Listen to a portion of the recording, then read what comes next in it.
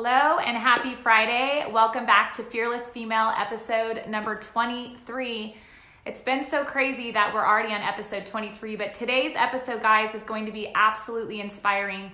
So I'm going to be introducing to you today my friend Erika Young, who is a two-time triple negative breast cancer survivor. And I think she's actually ready to hop on now, so maybe she hopped off, but her story is so inspiring, and I know that when my mom was diagnosed, hold on, let me add her in. So looks like it's adding her in. Let's see. There we go. Hold on. There. Oh, no, you're upside down. Oh, no, you're upside down. There. Hi, girl. Hi. Oh, perfect. Oh my gosh, you hopped on so quick, and usually it doesn't happen that way. I was ready. We're good. Yes. So I was just explaining to everybody that you're a two-time triple negative breast cancer survivor.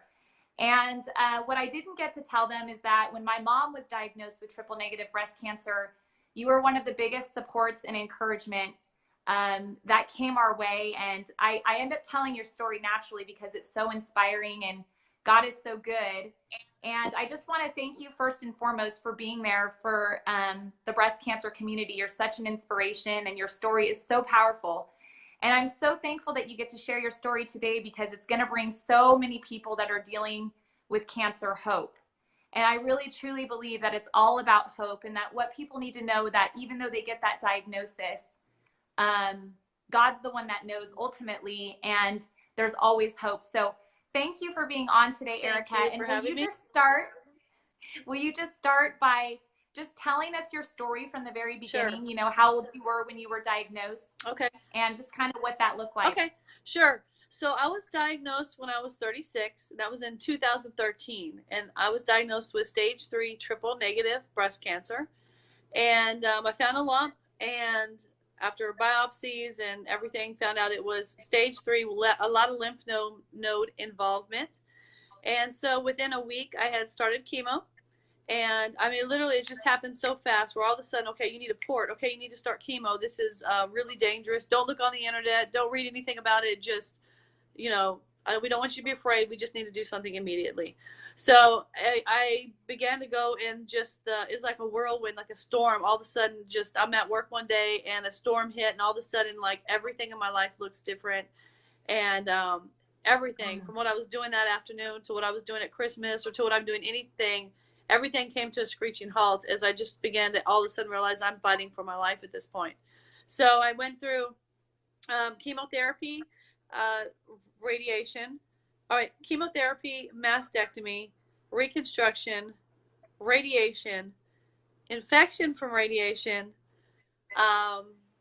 hospitalized for a few weeks, another infection, and then reconstruction removal, and then I have, that's when I started improving. Now, when I was in the hospital for my second infection is when they actually came in and told me that they did not have a complete response to chemo and that they found a significant amount of more breast cancer in the lymph nodes that they removed. So I had a chemo-resistant type of triple negative breast cancer.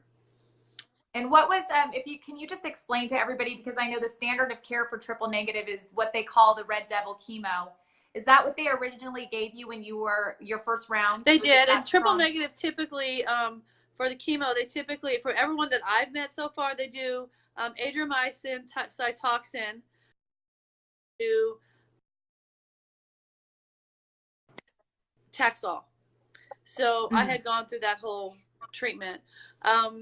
But they did find 4 characteristics when they went back, when they reviewed all the breast tissue they removed and found these positive these positive nodes. It had 4. They had 4 characteristics that made them like a super cancer. So they sent me to the MD Anderson in Houston, and for just a second opinion and see if they had any studies for me. They did not have any studies for me. Both my oncologist in Dallas as well as the oncologist at MD Anderson said the same exact thing. Basically, get your things in order. There's absolutely no chemo or studies that we found that have been able to kill the 4 characteristics that made my cancer so aggressive. And so that's kind of where I started seeking out. Well, but basically I was introduced to natural health during my cancer treatment, but I was so overwhelmed. I really didn't know what to do with all of it. And I was introduced through essential oils and non-toxic living.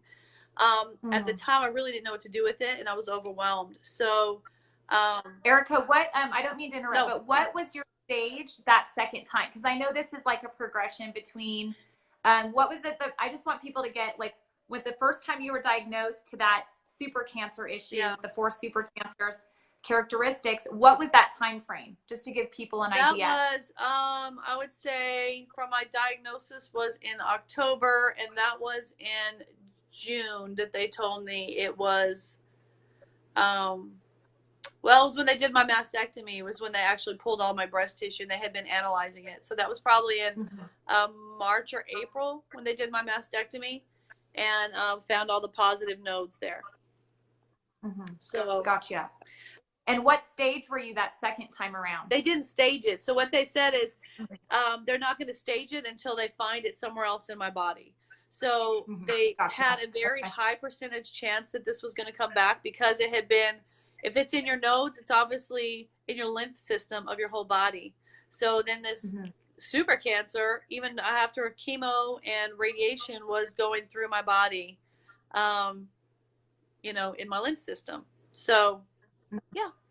So they didn't really stage it. They just said it's bad. So, anyway. Wow.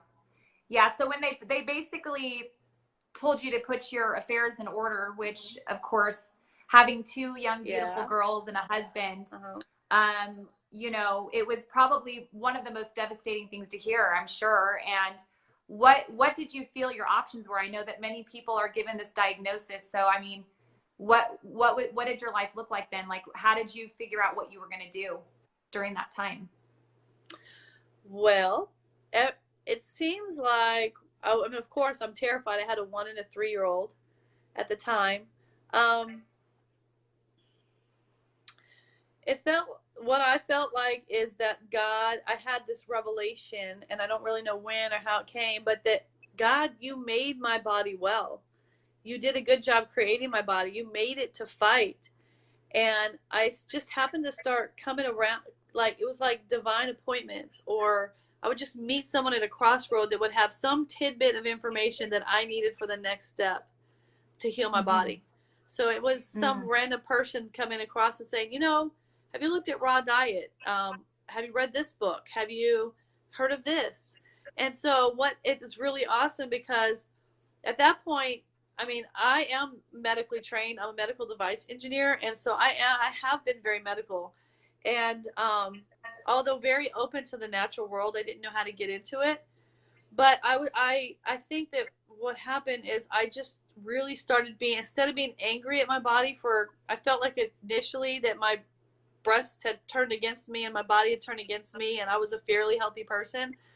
I was angry for a while, and all of a sudden I got this appreciation. Wow, my body's made well. It's made to fight cancer.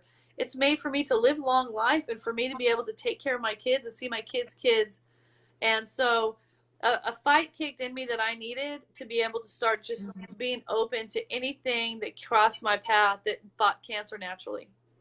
So you basically didn't get any answer or hope from the doctors. Oh, no. Like, obviously your cancer was chemo resistant, which I've talked about this specifically very in detail in some of my cancer videos, that chemosensitivity testing in this country does not exist. Right. And most people don't even know that is available. I did go over a lab in Greece that you and I have been talking about. It's called the RGCC lab. They provide circulating tumor cell count testing, chemosensitivity testing. And the problem with chemotherapy now, as we're talking about it, is the fact that you do have a very good chance of being chemo resistant. And the only way for them to tell that currently is to give it to you. Right. Now, for me, and this is maybe my emotional fire coming out, but it's a problem to me when they're basically taking the risk of poisoning your body with a toxic chemical and hoping that it works and kills your cancer. Right. But there's a very real and possible chance that it won't. Right. And so then that keeps you into that cycle. So for me, people need to rise up and understand that this is available, maybe not through your regular oncologist, but that is available. So just as a side note, Yes, so Erika, I wish I would have known to about you, girl. that back then. I wish, when I heard you speak on that, I was like, oh my gosh, I wish I would have known about that, because chemo was by far the worst part and the most painful and devastating part of the journey of going through the treatments and the surgeries was chemo.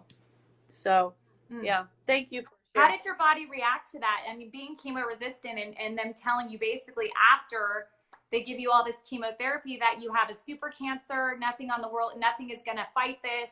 How did you feel about that at that time, and what devastating effects did it have on your body? Oh, well, chemo had devastating results on my body, and it still actually does. And so I can see a lot of healing has taken place, but specifically digestive system has definitely changed, and that's been huge because it completely attacks any rapidly reproducing cells, specifically the adriamycin. So when you're talking rapidly reproducing cells, you're talking about your hair follicles, your digestive system, your skin, and it completely breaks that down. But as far as when they told me that this was a super cancer, to be honest, I wasn't angry that I had gone through chemo. I was just at that point, going through cancer, you let things go you can't control. I mean, you have to either be angry the whole time, or if you're open to healing your body, you also have to be open to emotionally letting things go that you cannot control. And at that point, it was done. Like, I couldn't control that. I couldn't fix it. At this point, I just needed healing in my body. And that had a lot of that, and I've talked a little bit about it with you yesterday, was emotional. And emotional has been an amazing journey of learning what are the connections between our emotions and our diseases.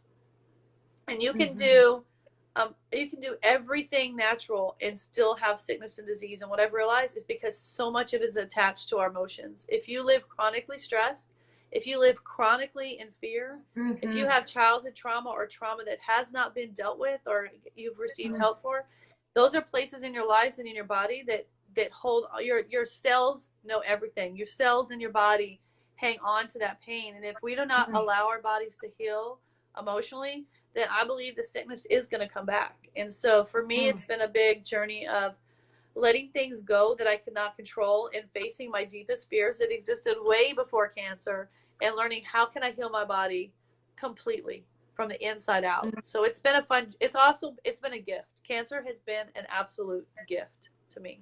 Wow. So, Erika, you're truly such an inspiration because, you know, I think so much of our medical system today is fear-based. And my problem with it is primarily that they're not looking at the root cause. I mean, cancer is a very metabolic disease. And when I'm talking root cause of disease, we are integrated system. We're spirit, mind, body, physical, connected. So when you're just trying to put a Band-Aid and just say, oh, somebody has cancer, let's give them chemotherapy and just hope it's going to get to the root of the issue. It never does. For some people it helps, but some people, for most people, like you said, this is getting to the root. 95% and maybe even higher have I mean, we have very many common issues of cancer, liver issues. You know, most people have that connection. Most people that have cancer have liver issues, maybe different liver issues, but all of these different things coming in. You know, so basically they're looking at it all wrong. You know, they're not trying to figure out why is this happening in the body? Can we look at the liver? Can we look at the lymph system? Like, collectively, let's figure out how we can get to the root cause of what's causing this cancer. So I think that just requires education. And it really does. And I don't think that the physicians are not educated on it. I've asked several physicians that I work with, how much nutrition did you receive in medical training? One class is what majority of them had said. One class in nutrition. So it doesn't surprise me that when I asked my oncologist, is there any diet that I can do or that you recommend? And she said, oh, it doesn't matter what you eat. You could go eat bonbons every day, and and if cancer coming back, cancer's coming back. And shit, I'm like, that something's not right about that. That's our nutrition is the building blocks of our body. And how could she say that? And they said the same thing at MD Anderson. Oh, it doesn't matter what you eat. This cancer is coming back. It's just a matter of when. If you can get out 5 years, I mean, that would be really is what you need to hope for. And now it's coming up on 5 years.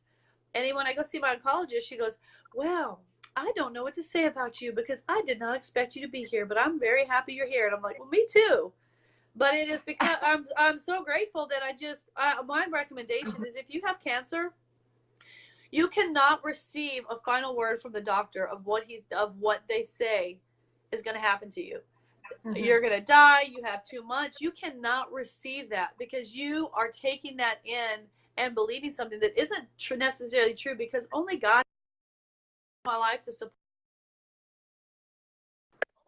me. And I didn't take, when she came into the hospital and said, I'm so sorry, get your stuff in order. I was like, oh, I'm not dying. Like, I'm going to die, but I'm not dying from cancer. Like, this is not going to get me. I'm not going to die from cancer, you know? And I said, it's going to be something else. You're fearless. You're a fearless woman, Erika Young, and I love it. I was so worried. After I said, oh, I'm going to die, I'm not going to die of cancer, I was driving home thinking, okay, well, I got to drive better. Because I'm like, I'm not dying of cancer. Girl. I got to be a really good driver. Hey, listen, let's talk about what you did to get better. Because, you know, modern medical, you know, failed you. They told you basically there's nothing we can do to help you. Get your affairs in order. Let's talk about what you did to get better. And I know some of the things that we're not going to mention here, but I definitely want to tell people that are watching Erika, reach out to her. There's a lot of stuff we're not going to cover on this broadcast today publicly, but reach out to her. So Erika, can you just tell us the changes that you made initially? Because I know when most people are dealing with this, they're like, how do I even start? Like, where can I start? So can you give our viewers today just that progression of what you did to change your health and get your health back from cancer? Now, the first progression was my husband, when I was going through chemo, this actually started when I was going through chemo, is that my husband said, I came downstairs after sleeping. I was sick for so long. I came downstairs and my husband was asleep on the kitchen table, like his face was on the kitchen table, and all my products were boxed up next to him. And I'm like, why is my shampoo and my Clorox wipes and all my stuff, why is that in the boxes? I wake him up like, what are you doing? He said, I researched all night long, and there's something in every single one of these products that has been proven to cause cancer, and it's been banned in other countries. And you're not using this. And I'm like, that's like that I have products, everything, lotions. And he goes, I'm not putting it on you. I was like, do you know how, he said, I'm not letting you put this on you. And I said, well, do you know how expensive all that stuff is? And he said, do you want to look at the pile of cancer bills sitting right there? Look at that desk. And we had a desk in our kitchen that had cancer bills piled up this high. He said, that's expensive. We're not putting this on you, and we're not putting this on our kids anymore. So he put his foot down. So at that point, I had to start learning, like, what products do I use? How do I make? I went and got some shea butter and some coconut oil and started mixing. I got on YouTube and I was like, I got to make some lotion.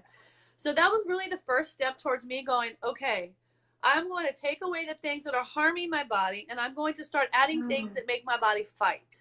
So that's a simplified version of the way to start fighting cancer, is to start taking away the things that harm it. I can tell you that in Europe, 1,400 chemicals are banned because of their toxicity.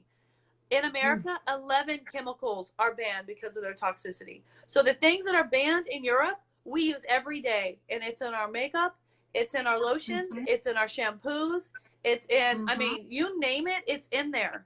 And so the way I started was just one step at a time, changing out my products to make sure my products were clean products, that were safe, that didn't have anything that caused cancer. And then I began to add things in it that build my immune system. So if I cross the path of someone, and just like how I learned about the little yellow pill, was a friend told me about it, and I was already on so many. I was already on turmeric and all the stuff that's in. I was on so many supplements, and so I was like, oh, okay, well, this is all in one. So it's like different steps that people just introduced me to of what fights cancer naturally, and I've just slowly just started integrating in my life and whatever I could do financially. So that's what I've been doing. So share with us that first light in the dark moment, that place of hope when the doctor looks at you and says, well, Erika, I just don't understand why you're still here. I love that. It's awesome. So what was that moment like for you? And how did that empower you, Erika? Because what I love about you is you are empowering women emotionally to understand that anything they've ever been told, it's not up to the doctors. It's not up to it's literally up to the Lord in our life. So tell us about that moment, because I feel people need to hear this. I think I just felt so, well, first of all, I have to say I feel sad for her because she really cares about me. She really cares about her patients. I've seen her cry looking at me sick. And I feel like, wow, I feel sad for her because she got in this to help people, and now she's in a system that's hurting people and helping some people. I'm not saying I didn't receive benefit from it. I mean, I had like a super cancer growing in my chest, and the tumor was huge, and it did go down from chemo. Even though it didn't kill all of it, it did go down. But I felt sad for her because she wants to see people better, but she sees people dying every day. And I feel sad for her. Yeah. But then at the same time, I feel so happy because what God has taught me through this journey, I feel like just another year to be able to say yes of more of whatever God has. And a lot of that is empowering other women to take care of their health, that they're worth taking care of their health, that you don't wait till something happens to address problems. Thank you. That your body speaks to you. Let me tell you something. Years before I had cancer, I was sick, chronically sick with sinus infections.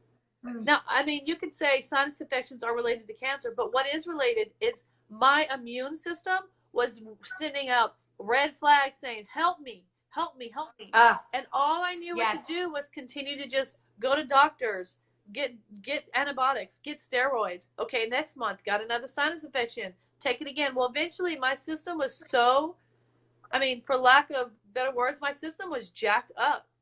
And it was not, it did not have the ability to fight cancer like it needed to. And it's because I did not know how to take care of myself. I did not understand that stress had such a big part in what my chronic sickness is. I didn't know how to do anything naturally. So I feel empowered and excited that, I mean, our body talks to us. Like, I feel like our body literally talks to us.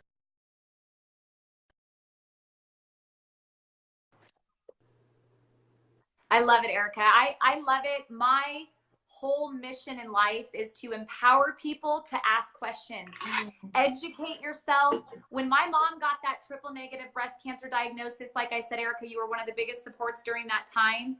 We educated and we advocated and we asked questions, and we didn't just take things at face value. And a lot of your journey inspired my mom to take a route that most people are too terrified to take. And not only to mention, the people that do want to take it can't afford it. So our insurance companies are pushing people into a corner. And the only way that this is ever going to change, I tell it all the time, is empower yourself, people. Wake up, people. Educate yourself. Educate before you participate. Empower yourself with knowledge, and understand that every single thing you put into your body matters. It matters. And then when you come from that place of knowledge, everything else falls away. It's almost like it exposes the truth. And there's so much power in the truth. There's so much in our medical system, our insurance system. I talked to so many women that wanted to take the route my mom, but they can't afford it.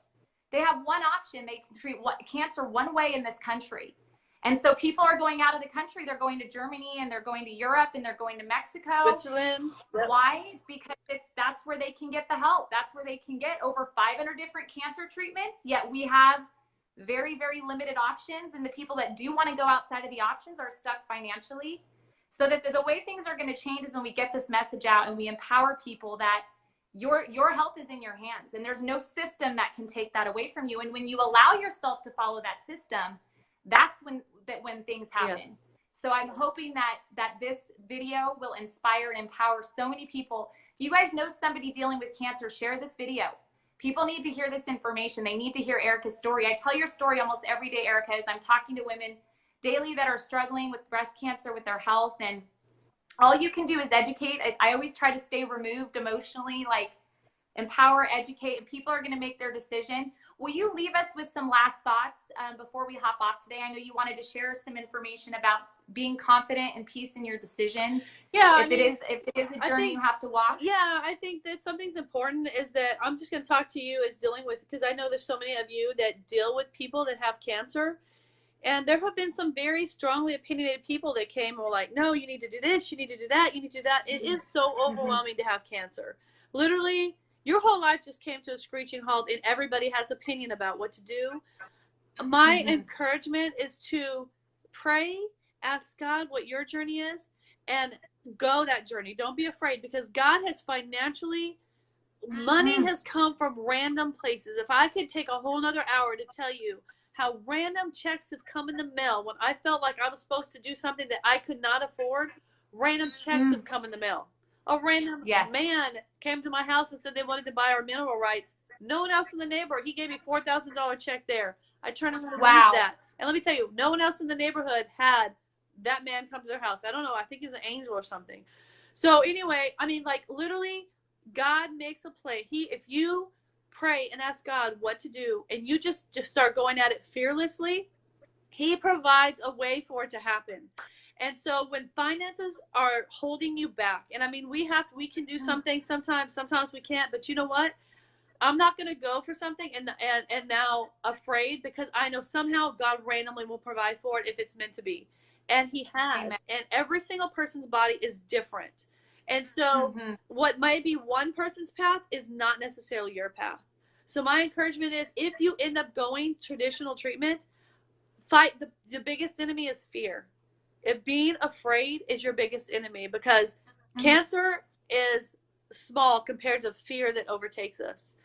That cancer offers. So I'm stay open to God and do not fear. Fight fear with everything you have, however you have to do it. So, yeah. Speaking those words, Erika, were so empowering. You spoke this to my mom. You, my dear, God has a plan for you. And I get emotional. I'm so grateful and blessed that, you know, through Little Yellow Pill, you brought us together. And I want to support you in your Young Living business. Guys, Erika is an incredible Young Living distributor. That's part of the way that she got all the toxic chemicals out of her body, and just looking forward to her health. And you're empowering women every day, Erika. It's powerful. So I want to just celebrate that. Thank you so much. Thanks for having me. People. It's so scary to start a business, but you are on a mission, and I just feel so grateful to be a part of your life. And we have a mission. We have to spread the word to people, the hope, you know, the faith. Step forward in faith fearlessly. If you feel called to go a route that you maybe think you can't afford, the provision will be there. It will. Just step forward and know every moment of every day it will. So, Erika, I love and adore you. Thank you so much. Thanks for having me. Thank you for being on a guest today, and I look forward to watching you on Facebook share your mission and journey. Thank you so much. Everybody reach out to her, tell her how much you appreciated this video, and share it with the people that you know and love, because they need to hear this information. Thank you so all right. Bye, everybody.